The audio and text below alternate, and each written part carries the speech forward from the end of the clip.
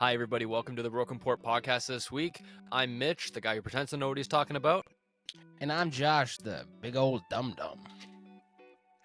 We got a great show lined up this week. Bunch of stories. A couple of them are really, really recent, so get in on the ground floor with us today. We're going to talk a little bit about handhelds. We got, do we buy it now? Do we wait? I'm currently looking. Almost bought one the other day, but then I saw this article. Anyway, we'll get into that a little bit. Microsoft wants to know how you use AI and start getting into your DMs and all that kind of stuff. We'll talk about that a little bit. Nintendo's going back to court, which is as they do. Anybody. They do that. Finally coming for Palworld. So, but not in the way that we expected them to. Yeah. I don't know. We'll see how that goes. We got some more AI scams because Josh is all about those. And then gotta be careful. We got PlayStation coming out, bringing people in after everyone was talking down about the PS5 Pro. Now it's like, hey, how about this snappy little get out of my dreams and onto my desk. Get out of my dreams and into my car. That could go a bad way. Anyways, and then we have the next Xbox, the Xbox Nut. And we'll get into why it's called that. So, anyway, welcome everybody. Welcome to the Broken Port Podcast. Let's get into it. Hit the music. Yo, Mitch. Yo. Yo. How's your tech life been? I'm assuming busy. Yeah, well, life's been busy all around, really. But life does not give up. I was set with my PlayStation. Yeah. You know? But then the other day, they got to release this little gray situation. But I don't even want to get into that yet because we're gonna get into the actual story about that. So your but tech anyway. life is a little teaser for the story. Yeah, it's a little teaser. I'll tell you my Two of the stories, actually. Two of the stories fully affecting me this week. But we'll get into that in a minute. What do you have going on? I think you broke something. I broke something, and everybody should break something. But I broke something, and I'm going to do my best to show you it. And if it's ass, I'll do a photo of it. But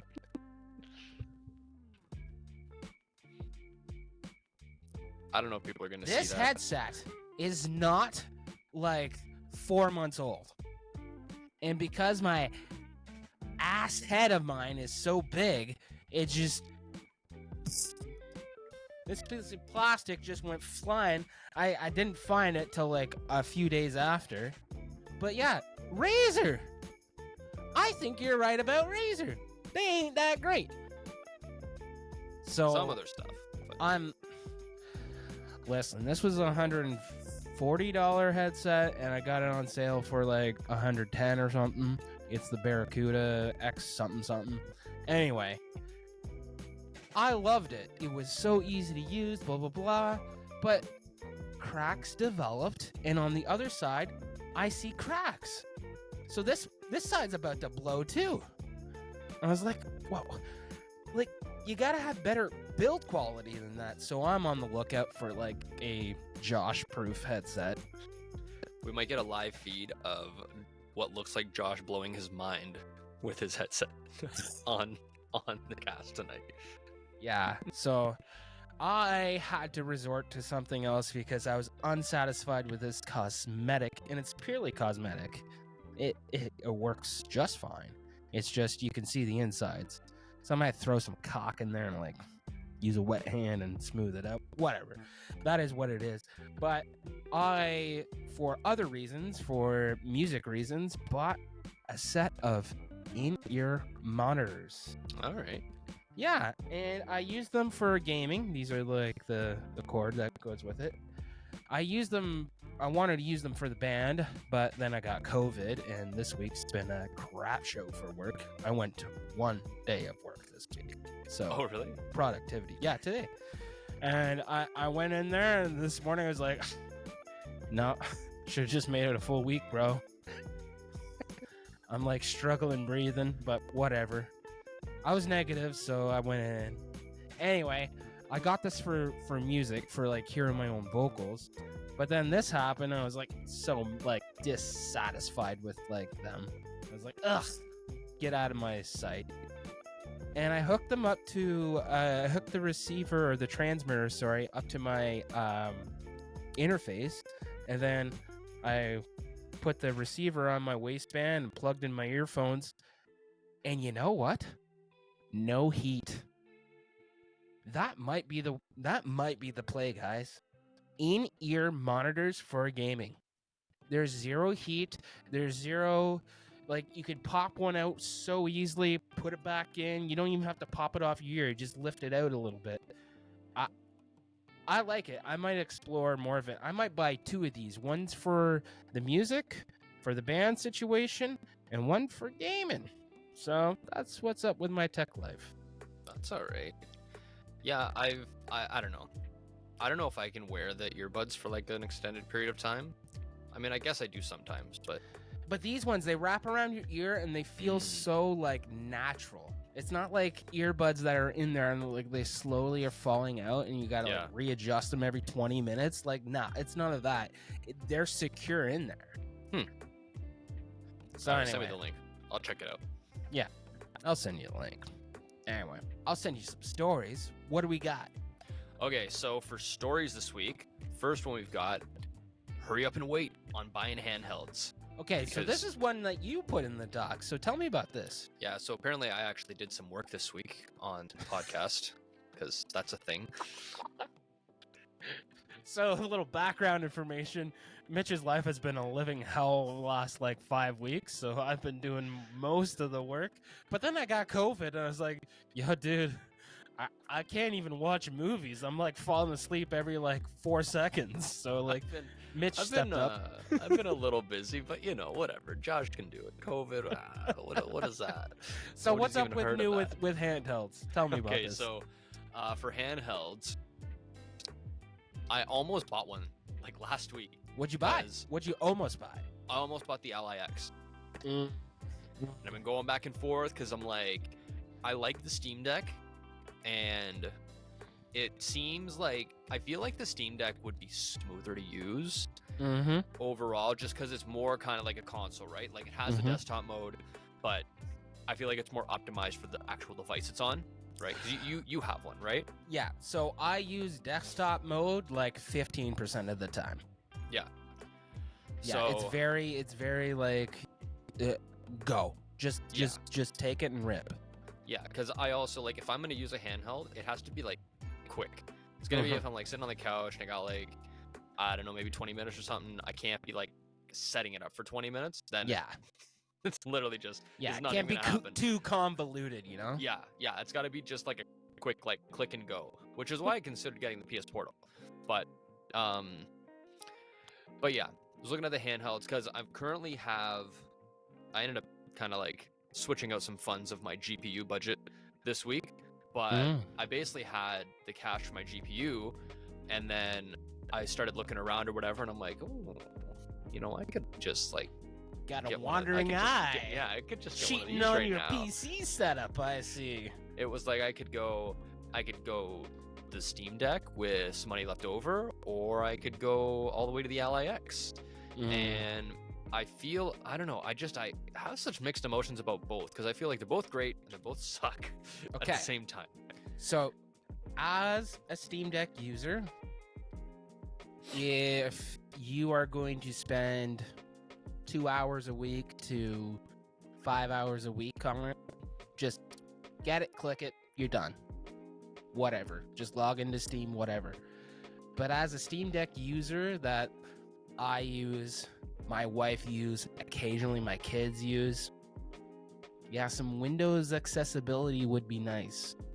So I'm actually thinking of getting an LIX for myself and then pawning off my Steam Deck to my wife, which she's actually just destroying this week. I can, because of the family share situation, I haven't figured out the whole game sharing situation. So I've been having to go on BattleNet, haven't been going on friggin' all the other stores except Steam, and I'm babe, I just worked 5 hours, I just worked 8.5 hours. Can I play a game?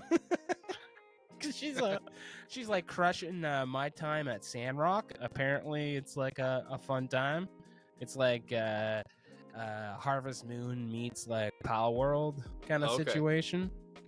So anyway, but I'm here to help a gamer get re-emerged into gaming again because she's taking a break. So you know what? She seems to be good. She seems to be good at finding these little indie games, eh? Oh, she's all indie. She is crazy with that. She got me into so many indie games. Every now and then we'll play this game called Brotato, and you're basically a potato fighting aliens, and it's a top-down shooter. I recommend that to 100% of our audience. Well, I think that game is like a knockoff of Vampire Survivor. Yeah, but like I feel like it's got like a more like wholesome feel for like the family. yeah, like I haven't played Vampire Survivor because just all around just didn't look like my thing. But you got me to try Brotato. Yeah. But I mean, I've seen the gameplay of the Vampire Survivor game because it's everywhere. Yeah. And yeah, it seems like it's the same kind of deal, but like a different theme. Yeah. Because you're a potato.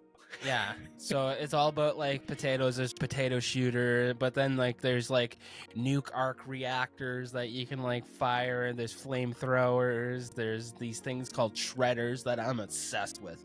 Every run I have 5 shredders, maximum strength. I'm like, no, all I need is shredders, man. And basically they're just like these rays that just like delete. So it's really good when there's lots of enemies. Anyway, she's Nice. really good with the Steam indie stuff, so I highly recommend if you're like her, you like the indie stuff, go ahead. But if you like to come out of the Steam store, if you like to like, you know, install Minecraft or something Windows related, you're gonna want to have the LIX, and I think I want Steam plus what Windows offers. So I think I want the LAX, and I know there's going to be jank. I know there's going to be 100% jank, but I'm here for it. So send me the jank. There's new chips coming out, which was the main point of this story, actually. Oh yeah, we didn't even get to the story. The Ryzen Z2 processor, or Z2 processor, as we would say here. Z. Whatever floats your boat. Yeah, so that is the new chip coming out. I think it's supposed to be coming out at the beginning of the year on laptopmag.com. What is this article here? Article by Claire Tabari says, put down that Windows gaming handheld. Wait till early 2025. And so with the Z1, we have currently the Ally and the Legion Go. I like the Legion as well. I think it has the biggest screen of all the handhelds.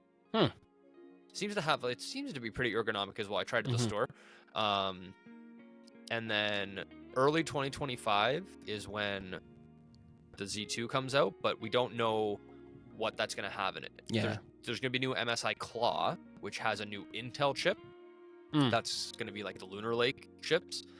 That's going to be in the new MSI because MSI runs on Intel, whereas Asus and Lenovo are running the Ryzen chips, the AMDs.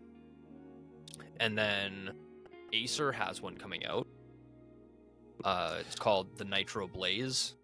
And then Zotac is also releasing one, the Zotac Zone. I heard about the Zotac one. Yeah, I've never been drawn too much to Zotac because I don't know. They kind of feel like the off-brand kind of and on some people have sale great kinda experiences thing, with them.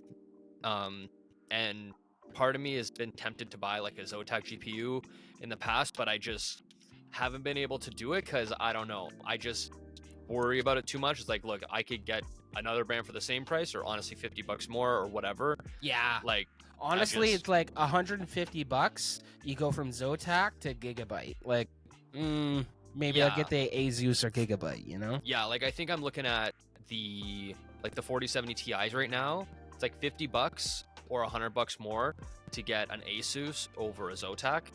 That's your target, the Ti? I think so. I don't think I want to splurge on the 4080 just because it doesn't seem to have enough that's worth it for me to do that. Yeah. But And we'll honestly, see. you got to be honest with yourself. Like, how much time do you have for like high quality gaming? You're Yeah, and probably with your boys playing Lethal Company, which like a potato laptop can play. Yeah, I don't think that the 4070 Ti is going to hold me back from anything, Yeah, fair enough. because it's not too different from the 4080. If I'm going to play 1440p, So I is mean, that the Ti Super or the Yeah. Super Ti? yeah, the Ti Super. I think that is the pocket that you need to be in. I think that's the way to go right now, because then, That's the first If- step to 12 to 16 gigabyte. And you Yeah. never know in the future where like 8 becomes like unbearable. 12 is like you can manage, but 16 is like, so that's where I think we need to concentrate our efforts on VRAM. yeah, so I have the 3070 right now in my PC, and it's solid. I mean, certain things it's starting to tell that, yeah, I want some more power, more in like a, not even as much in a gaming sense, but more in like video editing and that kind of stuff. But I have capped out the VRAM a couple times with it, so it'll be nice to have more. So if I can get 16 as opposed to 8 gigs of VRAM, that's a good upgrade for me. And if I can have a nice balance of FPS on the 1440p, then Question. I'm good. So, like, what do you do with your current PC? You got this banging new system you just built, and then you got the old. My line of thinking, hey, if you want to start streaming, put a capture card, put an Elgato in there. Or, if you're not about that life, respect.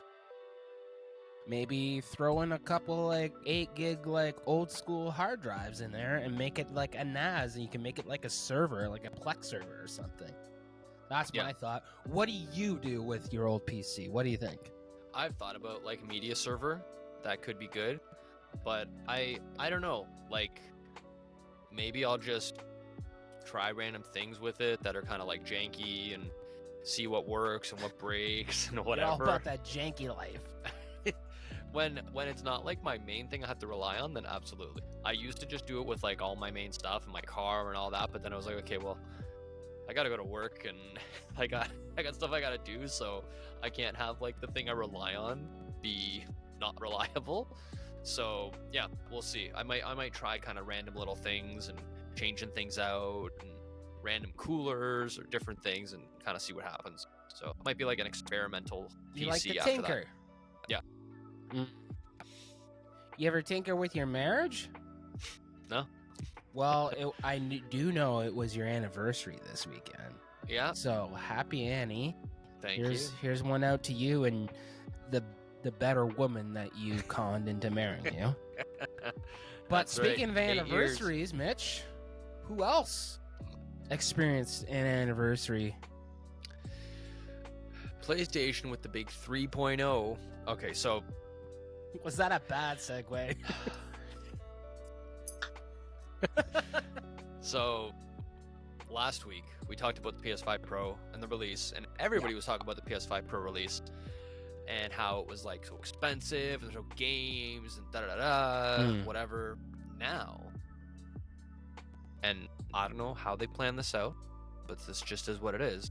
Now, like a week later, I'm at work. I can't be dealing with this. They gotta release this thing where, hey, it's the 30th anniversary. All right. I actually haven't Now seen this. we're gonna take all your money. It looks fantastic. Okay. I even showed my wife, and she was like, "Wow, that's really nice." I I might- was like, "Yeah." I I might know. need to buy a PlayStation. So Josh does not have a PlayStation 5, and has been like, "No, I don't need a PlayStation because I have Game Pass." And Josh has always had a PlayStation since I've known him. And as we talked about last week, he's had multiple PlayStations at the same time. But now he just has a Series S. He has a PC, which he uses most of the time. But I've been like, hey, get a PS5. Nah. Now, probably going to have Josh buy a PS5. Yeah, that's And- tough. That hits me right in the heartstrings, man. And I'm probably gonna try to get the PS5 Pro because I already have a PS5. And I was thinking of the Pro, and I'm like, nah, I don't want to spend that. Whatever. Who cares? So what do you do with your old PS5? You make it a So- media server? So I don't know. I don't even know what to do with that because I might even just keep it and have two PlayStations because if I sell it, then I lose the Blu-ray player, and I use that Blu-ray player if Oh like, if yeah, the because power- it doesn't come with the disc. You it gotta doesn't come buy with it. a disc drive, and it's 80 American, so it's probably like around $100 or more Canadian to buy that disc drive, and they're all being scalped and all that or whatever. So, I mean, the Xbox, my Series X has a Blu-ray player, but it's kind of like weird. Okay, You have to like question. download an app to play Blu-ray movies and stuff. Oh, and I really? don't know. Yeah, it Sounds like, janky. it's janky. Question though. Out of 100 nights, how many nights are you crawling up to the wife? You're like, oh, let's get cozy. Yeah, Blanky. Yeah, I got ourselves some hors d'oeuvres. Yeah, we're having a date night. Let me pop in this Blu-ray. Is that ever happening? Or are you just like putting up what you recently got like uploaded to Netflix or Disney Plus or Apple or whatever? Well, the thing is, I would say in the past 2-3 years, there's been at least 2 or 3 power outages and 2 internet outages at my house. So You when gotta that's move. when any of those are down, then I can watch Blu-ray because I can use like supplemental power or a little generator or whatever to power the TV and everything. But if there's no internet, like if power's out in the area, usually internet is out in the area as well. So Yeah. the Blu-ray player comes in handy. I still have a whole bunch of old like DVDs and Blu-rays and stuff, so it's like, okay, we technically still have Netflix. You know, if the power's out, then, you know, we can plug everything in, and I've got a disc drive. I don't know. Like, I'll see how it is again, because it's even like it's not really that nice to use the Blu-ray player app on Xbox. Yeah, I you don't do you do not great. portray it as very janky. So this PlayStation 30th anniversary, it's just a color scheme. It's just skins. It's just a slighter grayer gray. Slighter gray. Like, I mean, at the very least, I'm definitely buying one of these controllers. You know, You do like buying controllers. I'll give you that. I got a bunch. Okay, I have- one pod will go over Mitch's controllers and the stories behind them. I'll pull all the controllers out. All the PlayStation, This is my Xbox, Starfield controller. Switch. I did not play that game. It was not good. Anyway, this is my other controller. Hey, but the controller's great. I don't care. I don't care if the game's not good. If the controller's nice, the controller's nice. That's it. You get the Spyro 45-year anniversary. I did not. You know what I wish I got? There was a Forza controller. It was like this Oh. clear yellowish color or whatever. And I had it in my cart on Amazon one day, and I was like, I don't know. Wait. And now it's like, should got it.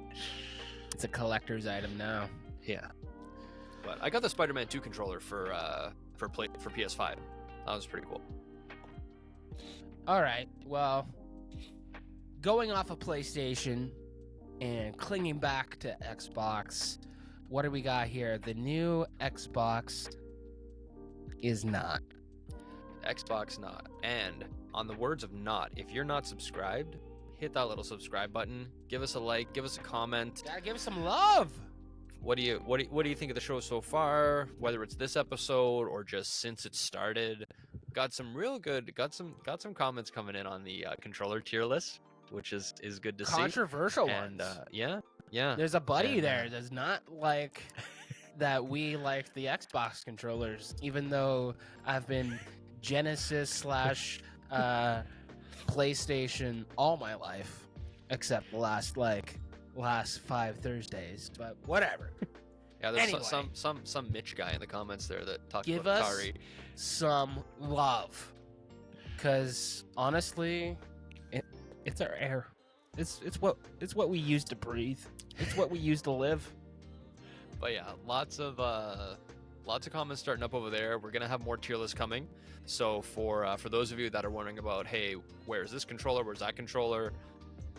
We will get to those. And yes, we do have experience with most controllers between the two of us. Josh was more of a Sega guy growing up, right? Sega. I never owned any Segas. I played them at my friend's house, but I didn't own any Segas. I had Nintendos, I had It was PlayStations. so and frustrating when you were on like the 7th out of like 11th level of Sonic, and it's like 11:30, and you're like all cracked out on like not Diet Coke. This is full blown Coke, and you're like,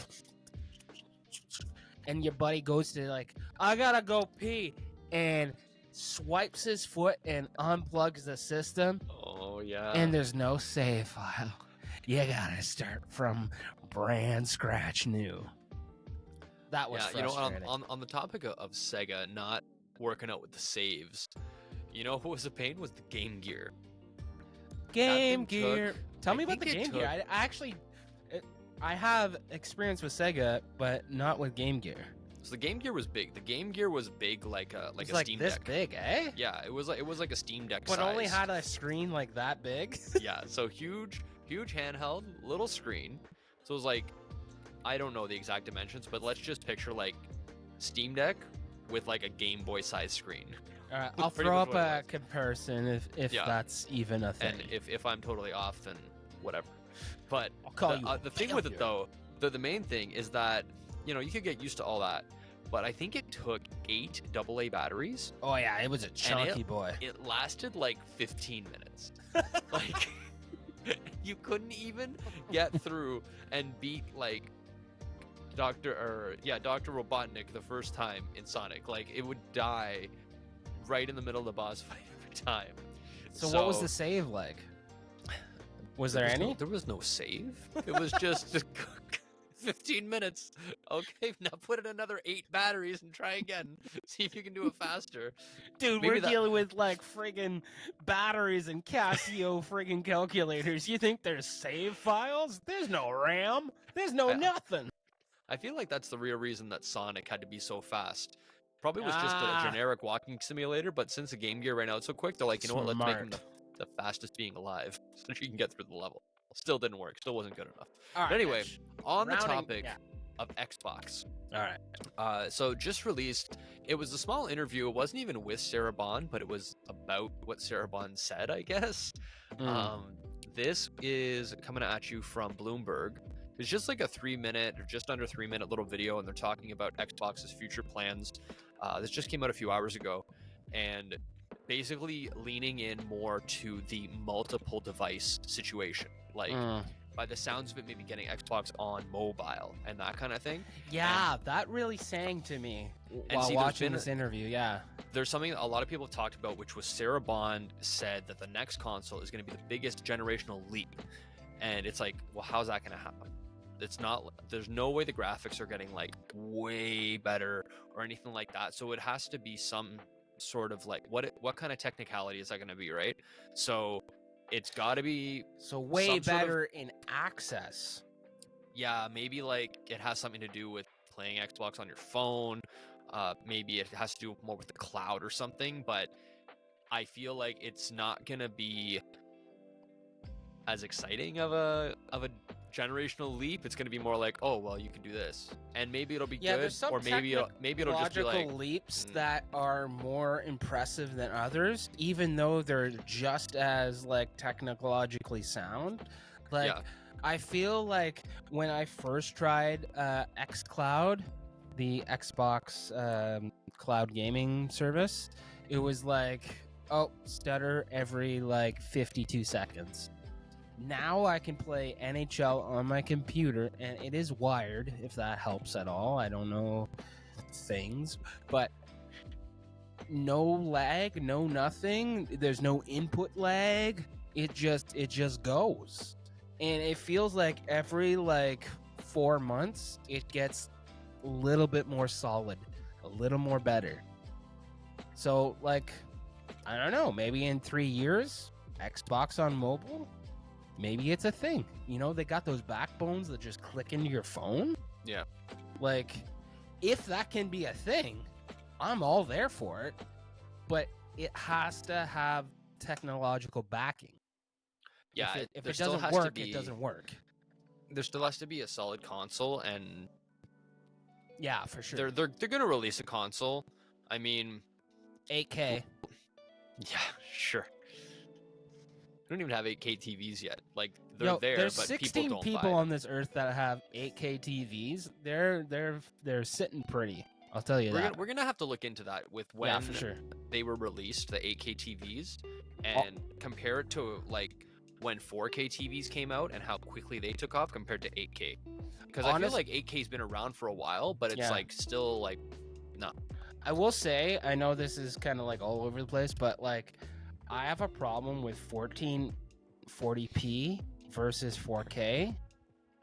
I can almost tell the difference on a 32-inch like monitor, like 2 feet in front of me. Maybe it's better on my like 75-inch, but like we're talking gaming, I can't really tell the difference anyway. Yeah, that's another good topic. Maybe we can even make some sort of like discussion video or tier list out of that with like, is it worth the extra $1,000 or $2,000? Yeah. Well, Was it worth it to put like your your tax refund on? Is it worth it to just like, you know what? Who needs to pay rent this month? Let's just upgrade this purchase. Yeah.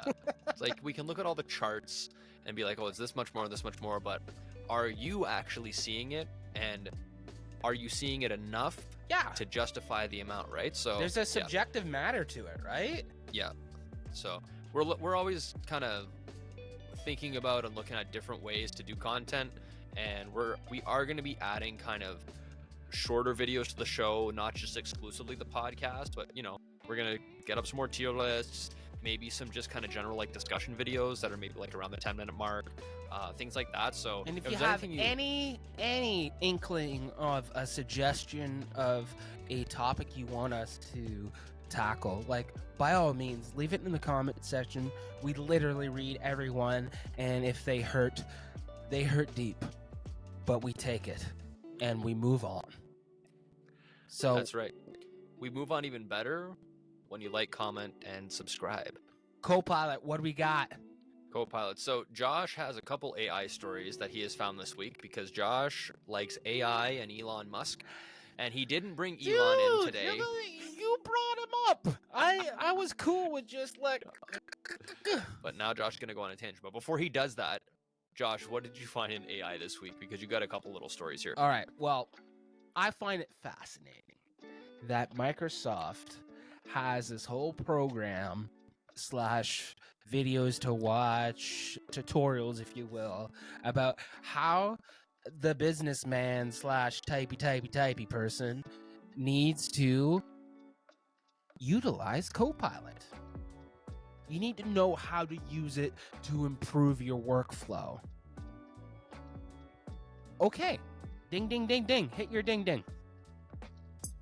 I'm in for sure. Let's lean into this. Business people have leaned into AI. Yeah. Creatives. Me speaking. Look at my thumbnails. You think I'm on Paint sketching this crap? No. I've leaned in to AI. These are my thumbnails. Tough. That was tough. Might edit that out. I've leaned in to AI. So I have a question, Mitch. Why are we crucifying students that are learning how to live in the 20th whatever century this is? I keep forgetting because it goes so fast. I was told when I was a kid, hey, you're going to have to learn how to do this long division because you'll never have a calculator on you. You'll never have a spell check. You got to get this crap right. Well, guess what? Smartphones made a fool of you. And I don't want to be made a fool. So I would want my kids to know the responsibility of AI. What is plagiarism? That's not okay. What is expanding on your thought and bringing a new blossom to it, and then developing on that? That is responsible AI use. I think the schools should be leaning into this. For once, get ahead of the curve. Your thoughts? Yeah, it's an interesting topic, right? Because it's something new hitting the world. Probably one of the bigger kind of world changers in technology than we've had in a while, right? Like the level of the smartphone. Before the smartphone, life was a lot different, and then it became widely adopted, and now it's like we can't get by without them. You have to have one, even for a lot of jobs. You have to have a smartphone, because otherwise you're not going to be able to do this, you can't do that, you're not going to communicate properly, and so on. So it is a new tool that I think everybody's going to have to learn how to use in some capacity, as much as some people might not like it, just like some people don't like phones. It's just going to be something that's around that we have to learn how to use. Along with that, I mean, anytime there's like a leap in technology or refinement of some kind, it does affect people, right? Like, you think there used to be like a milkman that would come and bring the milk to your door, right? There used to be a beer man too. So they're out of work. When certain things come in and are widely adopted in technology, it can cause people to go out of work, it can end industries, it can do all kinds of things, but then eventually that just becomes the norm. Now, that's not always a good thing. It's, you know, every kind of refinement like that generally makes life easier for people, but then it also has like a negative effect, right? Like with AI, for example, or even with like our phones. I used to know phone numbers when I was a kid. Yeah, 100%. You know, like I think we knew, both like, knew each other's phone number back in the day. like I knew my couldn't tell you what friends. the original one was. I knew my friends' phone numbers. I knew my house phone number. Yeah. I knew all these different numbers or whatever. Now, I think the only number I can spin off the top of my head is my wife's phone number. You know, like Same here. I know, and most of the time I know my phone number, but it's Yeah, that's tough, eh? When you're logging on the phone, you have to like, yeah, there you go. Yeah. So it's good that I can just press a button and I don't have to remember all these numbers, but I don't know, does that affect like my memory ability muscle or whatever and that kind of thing? And then with AI, then okay, yeah, I can do math, I can do all these things. There's still a certain level that you're gonna have to learn so that your brain functions properly, right? Even if some things in school, I mean, there's so many things in school that we learned that we didn't need or would never need. Some of these complex math equations or certain things in like English or whatever, but some of that just has to do with developing your brain, right? It's not that, okay, it's not everything is just practical use. As we grow older, we pretty much just learn things for a practical reason. Unless we have a hobby or we're interested in kind of like just building your mind that way. But the balance of, okay, do I need to learn this? Do I not need to learn it? Well, AI can just do it. Then I don't have to learn this. I don't have to learn that. It is like going to be an awkward balance that has to be figured out so that kids can learn what they need to and then maybe not waste time on what they don't need to. But, you know, it's a tough spot. And I feel like it's been that for a long time, you know, even with calculators, you know. And I'll just say, like, the world does go on, and it's tough to keep up. And actually, OpenAI kind of had a bit of an upgrade this week that we'll touch on next week. A little spoiler. But we'll touch up on next week. I'll do a full rundown on that. But this stuff is ever moving, and what good does it do to put your heels in the sand and be like, nah, show your work? The show your work days were done when I was in high school, when I can just Google something. Sorry guys, the internet killed that. Move on. I mean that, move on. We should be leaning into this. Like, in what responsible ways could our next students be using AI to research things? to not tell you the answers that you're looking for, but to tell you the answers that you weren't thinking of. Like, this is technology. Use it. But use it responsibly is all I'm saying. And talking about using technology, AI technology responsibly is another.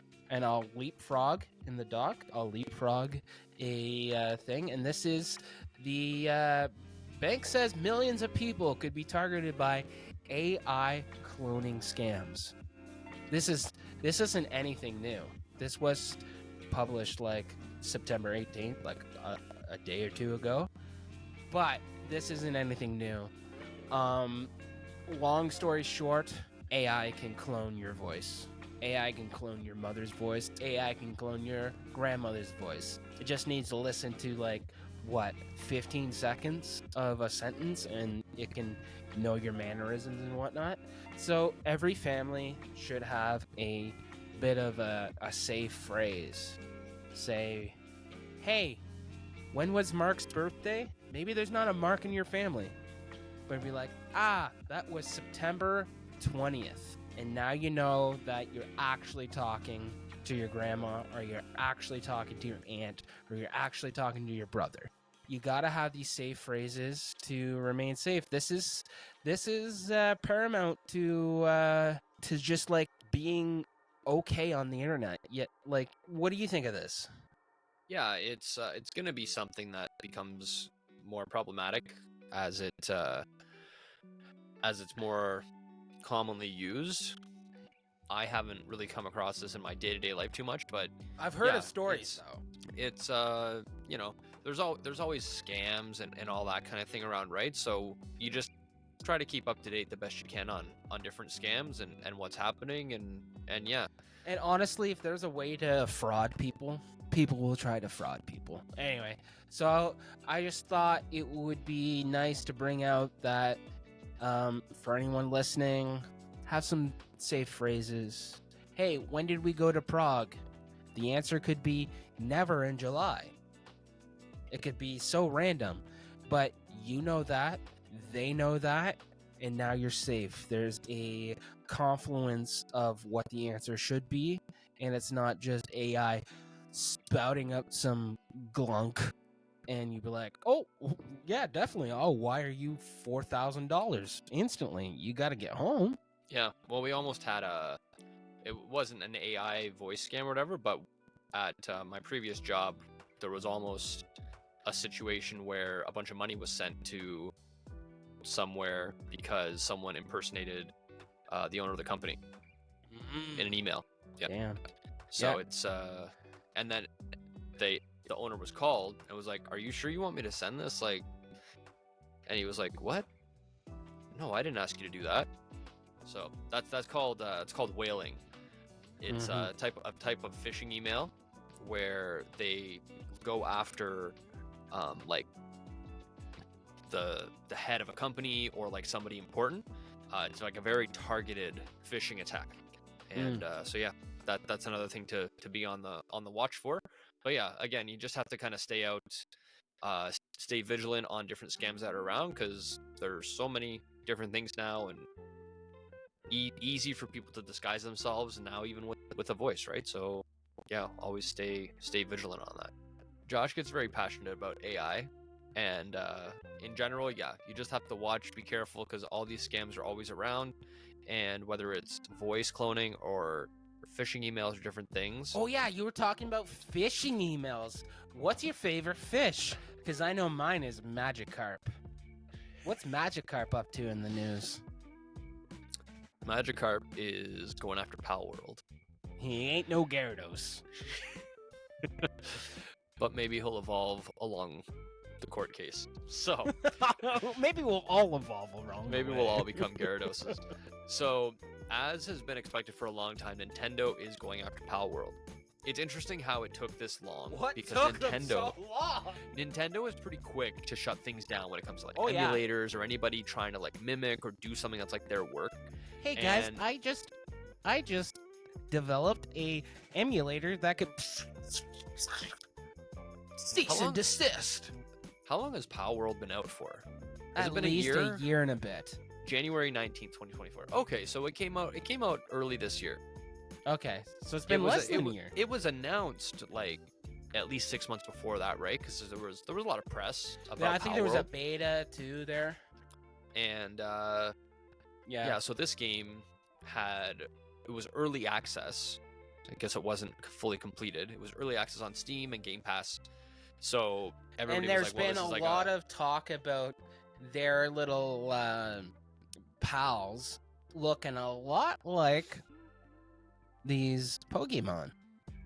Yeah, So and- naturally, one would think if there's a lawsuit, it has to do with the image to image. Oh, maybe there's a copyright issue. Mitch, is that what this lawsuit is about? So oddly enough, they're saying that the gameplay is too similar to Pokemon. So this is That's what a RGB or role-playing game is about. Japanese role-playing game. It's the same thing. You got 4 attacks. Do. we card read don't. good. It's Kerns. But yeah, so because that's what they're going after them for, I don't see Nintendo winning in that case, because Tough call. if you're gonna go after similar gameplay for somebody, that would mean that every Final company Fantasy, no, Chrono Trigger. but just in general, Yeah, every Zelda, everything. Josh has gotten to the point where he's not gonna let me talk anymore. Yo, stop talking. I'm important. So this would get to a point where there are certain genres of games, and if this lawsuit was able to be won by Nintendo, that would mean that every game maker would go to war with each other. Because think of Pandora's just box. genres. Okay, racing. Yep. Oh well, you drive cars, shooters, you shoot in first person or whatever. Card Story games. you like. There would just be every genre would just Yeah. battle it out. So this claim is very strange for them to go after. I feel like they could have grounds to go after Palworld, but not this one. This is Go after this the is- artistry.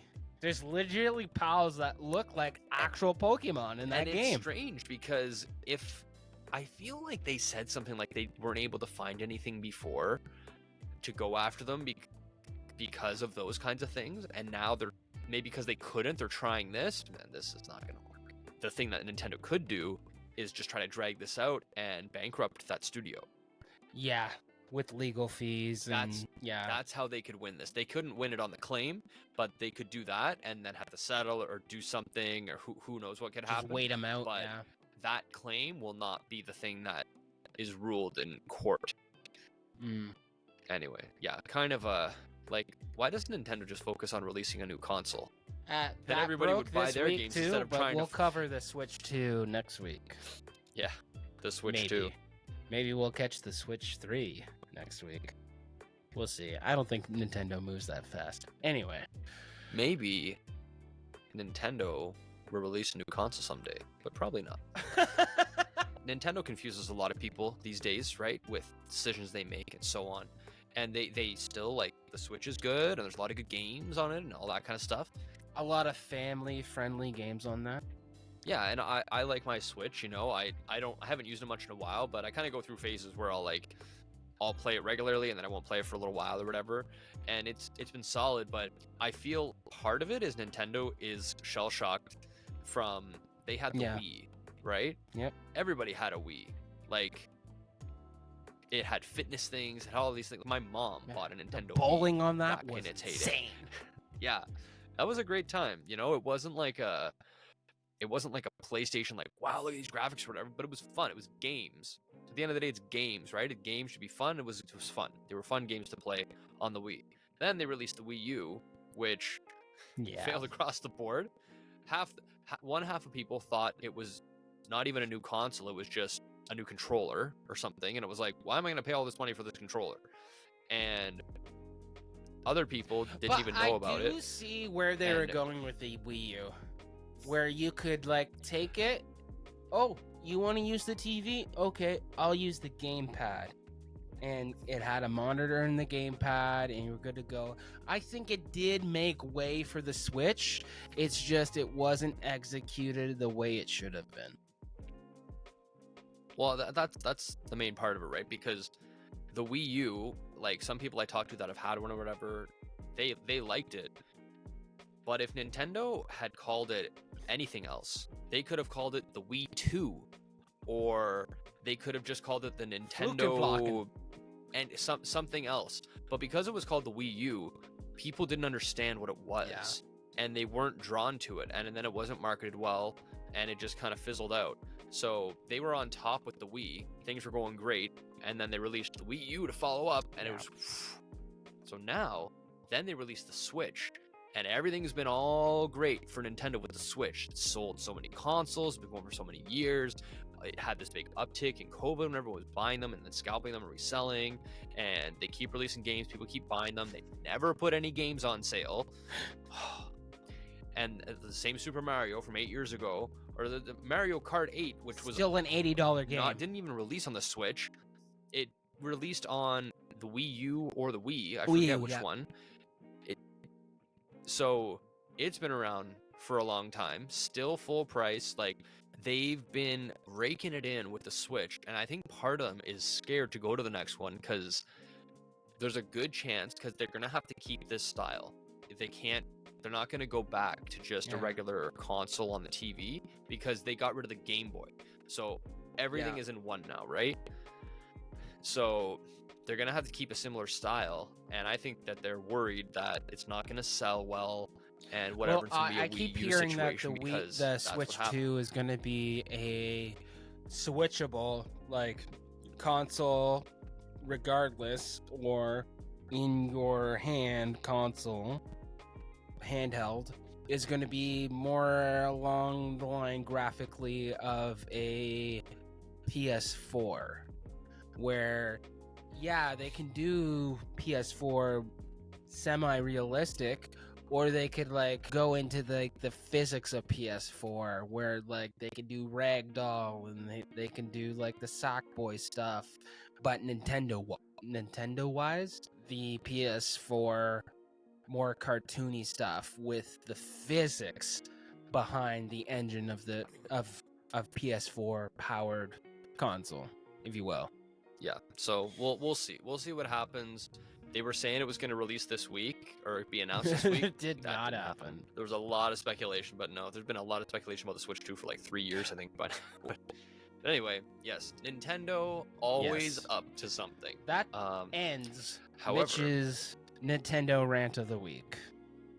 But moving on, I need something tech-splained to me. That's kind of like mansplained, but in a way that makes you feel smart about yourself. So, Mitch, what's the deal with refresh rates? Like 120 versus 440. What the diff? So, refresh rates is how many times the screen basically refreshes and or shows the image per second. Okay. So, you can think of it like, okay, so 30 hertz or 30 frames per second, that means that your screen is refreshing and showing you the image 30 times every second. And what it does is it goes across. Okay, so it's not just like it's flashing like this. Each line of the screen, each line of the lights, the pixels, whatever, it fills in really, really fast. Okay, like as if you're taking a highlighter and highlighting every part of the screen all the way down to the bottom. Super quick. So 30 hertz, it does your whole screen, each line of your screen, 30 times per second, which is a lot. 120 hertz, 120 frames per second, which is a lot more. 120 times per second. Yeah. So another way to think of it is, see, your screen's not just a solid image on, but it looks like that to your eye, because if you think about like a strobe light, okay, if you've used to have it a lot of like mini golf and stuff like that, there would be like maybe like a hole or something in those indoor glow-in-the-dark mini golf, and you have the strobe light, Slow-mo and it would just almost. look like slow motion. Yeah. If somebody was walking through, you would just kind of see like this random kind of shots of them, like pictures, right? And that's because when your eye doesn't see an image, it can't see what's in between. So that's why you're just getting little snapshots of what's happening. So it's the same thing with the refresh rate. So with that many times that it's refreshing, the more times it refreshes, the smoother it looks. Which is why people like high FPS, which is why you can notice a difference between 30 hertz, 60 hertz, 120 hertz, and more, because you're getting less of that downtime, and your eye is picking up so much more that it just looks way smoother. So that's pretty much what refresh rates are. There's not too much more on it. Okay. Moving on. Okay, so this is the conclusion of our show, but until we get there, we have a corner to turn, and that corner is Create a Corner. And today I have a creator called Bitwit, and he's just a classic kind of content creator. He does lots of builds, lots of comparisons on what kind of GPU you should get. No, but honestly, I discovered him during having COVID, and he's got some very old videos that are still kind of prominent today. So check out Bitwit. He's a good guy. Cool. So the creator I'm going to bring out today is Daniel Owen, Daniel Owen Tech on YouTube. Great creator, really smart guy. Daniel is actually a math teacher. Him and his wife are teachers, eh? Yeah, so the smart guy, technical guy, does a nice mix of the technical things and the graphs, along with some opinion stuff, some just kind of mix of everything. So really good for like if you're trying to compare GPUs or like that kind of thing, or look for value or a video kind of I really liked. Daniel is always a video I really liked is 4K gaming still dumb.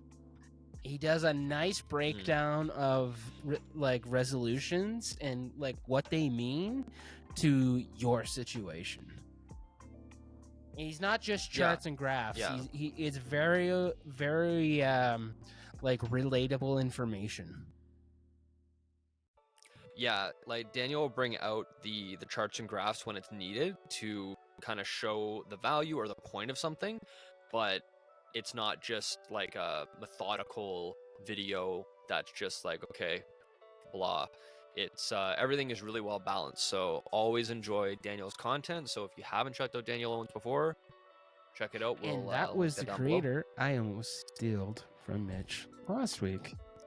Yes, this was a creator Josh was gonna steal last week. Dude, he had like a what GPU is correct for you video that like had me rethinking all my logic on GPUs. So I was all excited, and then you sent me a text. How the dare frig do you do that? This is my guy. Back off. I was like, okay, well, I got 27 other guys, so I'll just go to one of them. Bitwit, he's fun. And yes, that has been our episode. This week's episode, dude. We're over 500 subs. Yeah, we hit 500 this week, so thank you everybody who has subscribed. And if you haven't yet, hit that button, hit that like button, leave us a comment, let us know what you'd like to see, let us know any little feedback or input you have on the topics today, on the show itself. And what's more than that is we appreciate every single sub, we appreciate every single comment, we appreciate every like that we get. We don't get a lot of those, but like we appreciate them. We're having a ball doing this, and we're not quitting anytime soon. Yeah, every little click, and even if you just watch like a minute or two of the video, means a lot to us, and we will continue to make the content better. Who knows? Yeah, We'll see. Right now, we're on the road to 1,000, so double in the subscriber base. Help us get there. This has been the Broken Port Podcast. I'm Mitch. That's Josh. Bye. Go break something. We'll see you next week.